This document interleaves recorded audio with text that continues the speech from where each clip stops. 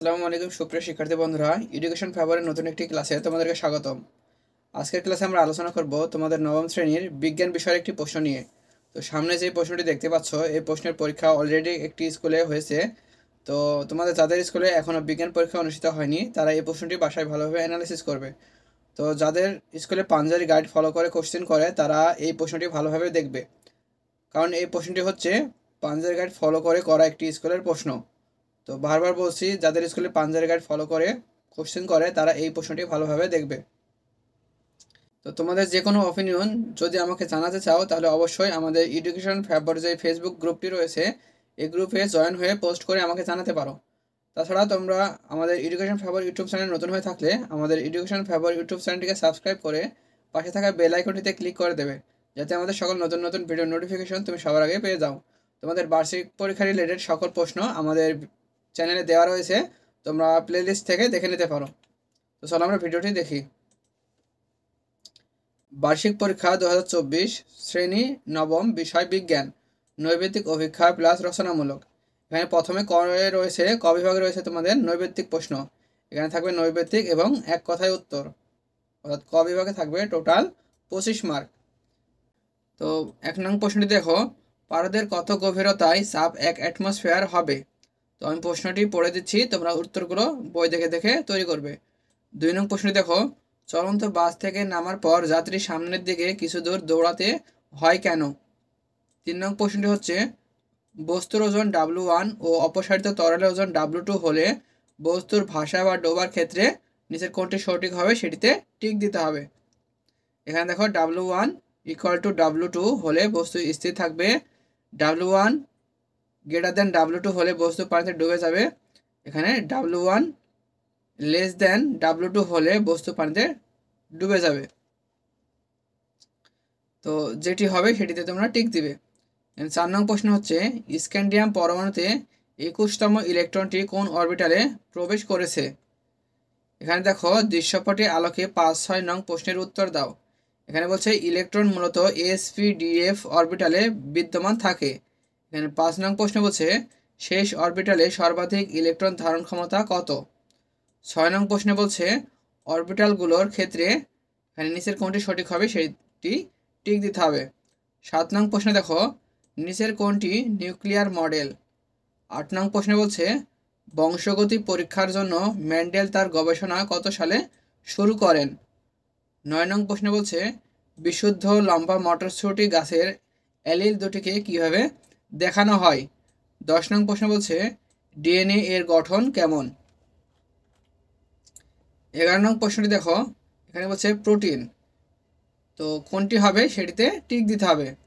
12 নং প্রশ্ন দেখো, সেলসিয়াস স্কেলে কোন তাপমাত্রা 0 কেলভিনের সমান? 13 নং প্রশ্নটি হচ্ছে, ভূমিরূপ পরিবর্তনে ভূবহিস্থ প্রক্রিয়ার ধাপগুলো হলো, তো সঠিক উত্তরে টিক দিবে। এখানে 14 নং প্রশ্ন বলছে, গ্রাফাইট কোন ধরনের শিলা? 15 নং প্রশ্নটি হচ্ছে, হঠাৎ গাড়িতে ব্রেক করলে যাত্রীরা সামনের দিকে হেলে পড়ার কারণ কি? এই হলো তোমাদের বহু নির্বাচনী প্রশ্ন। এবার দেখো এক কথায় উত্তর। এখানে 10টি থাকবে, 10টির উত্তর করতে হবে। এখানে 1 নম্বরে রয়েছে দেখো, নিউটন গতি সংক্রান্ত কয়টি সূত্র প্রদান করেন? 2 নং প্রশ্নটি হচ্ছে, জড়তা কয় প্রকার? 3 নং প্রশ্ন হচ্ছে, চাপের একক কি? 4 নং প্রশ্নটি হচ্ছে, বাষ্পকে ঠান্ডা করে তরলে পরিণত করার প্রক্রিয়া কি? 5 নং প্রশ্নটি হচ্ছে, নিশাদলের সংকেত কি? 6 নং প্রশ্নে বলছে, গ্রুপ 17 এ কোন মৌলের আয়নীকরণ শক্তির মান সবচেয়ে বেশি? 7 নং প্রশ্নটি হচ্ছে, বংশগতির মৌলিক একক কি? 8 নং প্রশ্ন হচ্ছে, হৃৎপেশির শক্তির অন্যতম উৎস কোনটি? 9 নং প্রশ্নটি হচ্ছে, সেলসিয়াস স্কেলের মানের সাথে কত যোগ করলে কেলভিন স্কেলের মান পাওয়া যায়? 10 নং প্রশ্ন বলছে, ঠান্ডা অঞ্চলে ভূমিকম্প সৃষ্টির এজেন্ট হিসেবে কি কাজ করে? তো এই হলো 10টি এক কথায় উত্তর প্রশ্ন। এর পরবর্তীতে খ বিভাগে দেখো, এখানে রয়েছে সংক্ষিপ্ত উত্তর প্রশ্ন। এখানে বলছে সকল প্রশ্নের উত্তর লিখতে হবে, প্রতিটি প্রশ্নের মান 2। এখানে টোটাল পাবে তোমরা হচ্ছে 20 মার্ক। তো কোশ্চেনটি একটু অস্পষ্ট প্রশ্ন, কষ্ট করে একটু বুঝে নিবে। 1 নংয়ে দেখো রয়েছে, একটি স্থির বাস হঠাৎ চলতে শুরু করলে যাত্রীরা পেছনের দিকে হেলে পড়ে কেন, ব্যাখ্যা করো। তো আমি যে পড়ে দিচ্ছি, তোমাদের বুঝতে সমস্যা হলে তোমরা খাতায় লিখে নিতে পারো। 2 নং দেখো, সমুদ্রে ভেসে থাকা কোনো বস্তু নদীতে ডুবে যেতে পারে কেন, ব্যাখ্যা করো। 3 নং প্রশ্ন বলছে, বৈদ্যুতিক পাখার সুইচ বন্ধ করার সাথে সাথে থেমে যায় না কেন, ব্যাখ্যা করো। 4 নং প্রশ্ন বলছে, ব্যাপন কাকে বলে, উদাহরণ দাও। 5 নং প্রশ্ন বলছে, ঊর্ধ্বপাতন বলতে কি বোঝো, উদাহরণ দাও। 6 নং প্রশ্নটি হচ্ছে, পলিপেপটাইড চেইন কিভাবে তৈরি হয়। 7 নং প্রশ্ন হচ্ছে, অ্যালিল কি, ব্যাখ্যা করো। 8 নংয়ে রয়েছে, প্রকট বৈশিষ্ট্য বলতে কি বোঝো। 9 নং প্রশ্নটি হচ্ছে, পরম শূন্য তাপমাত্রা কি, ব্যাখ্যা করো। 10 নম্বরে বলছে, ম্যাক্সওয়েলের তত্ত্বটি বিবৃতি করো। এবার দেখো গ বিভাগ রচনামূলক প্রশ্ন দৃশ্যপটবিহীন। এখানে 5টি প্রশ্ন থাকবে, যে কোনো 3টি প্রশ্নের উত্তর দিতে হবে। তো চলো আমরা দেখি। এখানে 1 নম্বরে রয়েছে, দেখো, নিউটনের গতির দ্বিতীয় সূত্র হতে প্রথম সূত্র প্রতিপাদন করো। 2 নং প্রশ্নটি হচ্ছে, পাতন বলতে কি বোঝো, কার্বন ডাই অক্সাইড গ্যাসকে শীতল করলে কেন তরলে পরিণত হয় না, ব্যাখ্যা করো। 3 নং প্রশ্নটি হচ্ছে, জীবের বৈশিষ্ট্য এক প্রজন্ম থেকে অন্য প্রজন্মে প্রবাহিত হয়, উক্তিটি মেন্ডেলের গবেষণার মাধ্যমে আলোচনা করো। 4 নং প্রশ্নটি হচ্ছে, মেন্ডেল তার গবেষণায় কোন উদ্ভিদটি নির্বাচন করেছিলেন, উদ্ভিদটি নির্বাচনের কারণ লেখো।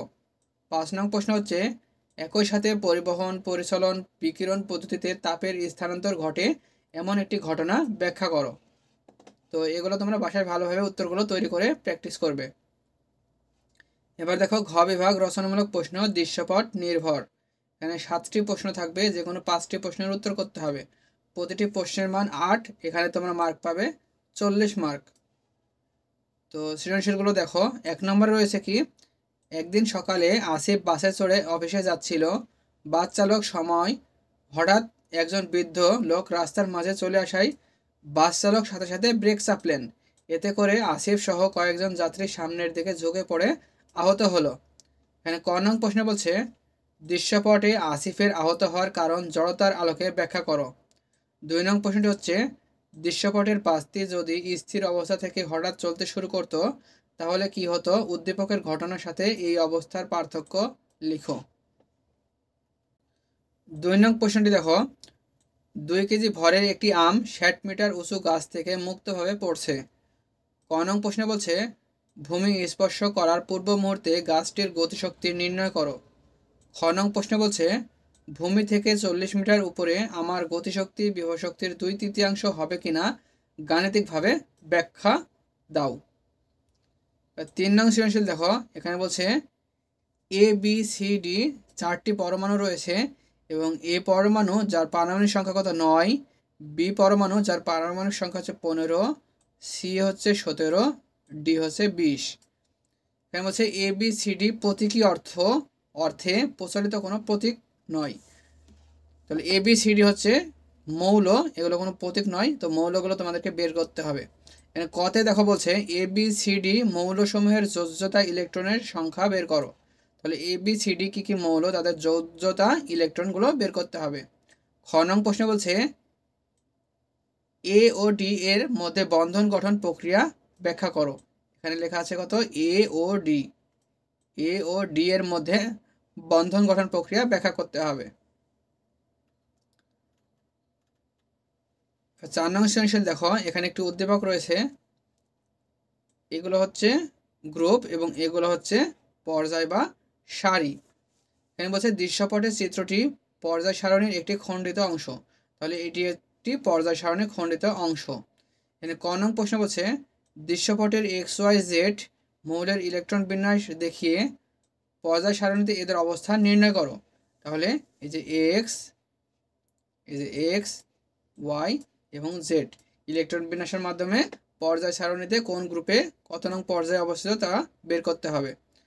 ঘতে বলছে, পারমাণবিক আকার একটি পর্যায়বৃত্ত ধর্ম। তাহলে পারমাণবিক আকার একটি পর্যায়বৃত্ত ধর্ম, এটি সকলেই আশা করি তোমরা জানো। দৃশ্যপটের উল্লেখিত গ্রুপ ও পর্যায় এর সাহায্যে বিশ্লেষণ করো।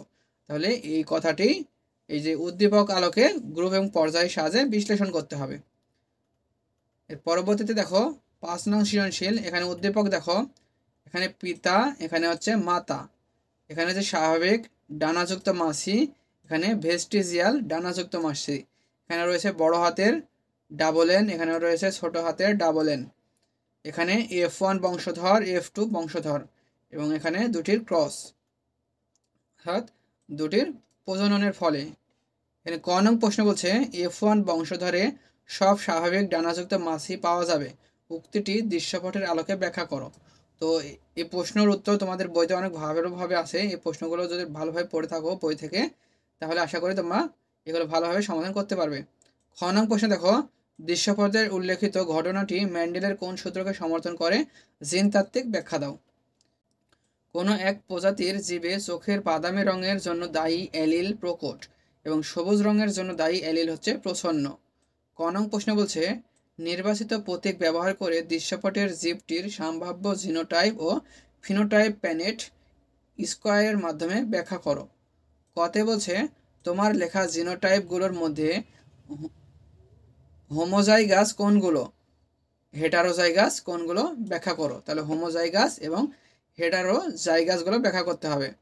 7 নঙে দেখো এখানে একটি টেবিল রয়েছে, এখানে রয়েছে ক পরিবর্তন, খ পরিবর্তন, গ পরিবর্তন। এখানে ক পরিবর্তনের মধ্যে রয়েছে কি সৌরতাপ, তুষার, পানি, এবং ক্ষয় রয়েছে অক্সিজেন, কার্বন ডাইঅক্সাইড দ্বারা। গয়ের পরিবর্তন হয় উদ্ভিদ, জীবজন্তু ও মানুষের দ্বারা। ক নং প্রশ্ন বলছে দৃশ্যপট গ এর জীবজন্তুর কাজ ব্যাখ্যা করো। তাহলে এখানে যে জীবজন্তু রয়েছে তাদের কাজ ব্যাখ্যা করতে হবে। খতে বলছে ক ও খ পরিবর্তনের মধ্যে কোনটি উষ্ণ ও আর্দ্র অঞ্চলে সবচেয়ে বেশি হয় বিশ্লেষণ করো। তো এই হলো তোমাদের বিজ্ঞানের প্রশ্ন। তোমরা ভালোভাবে প্রশ্নটি বাসায় ভালোভাবে সলিউশন তৈরি করে প্র্যাকটিস করবে। প্রশ্নটি খুবই গুরুত্বপূর্ণ প্রশ্ন, সেই কারণে আমি তোমাদেরকে দেখিয়ে দিলাম। আজকের এই ভিডিওটি এ পর্যন্তই। পরবর্তী লেকচারে আমরা অন্য কোনো একটি কোশ্চেন নিয়ে আলোচনা করব। তো ভিডিওটি শেষ পর্যন্ত দেখার জন্য তোমাদেরকে ধন্যবাদ।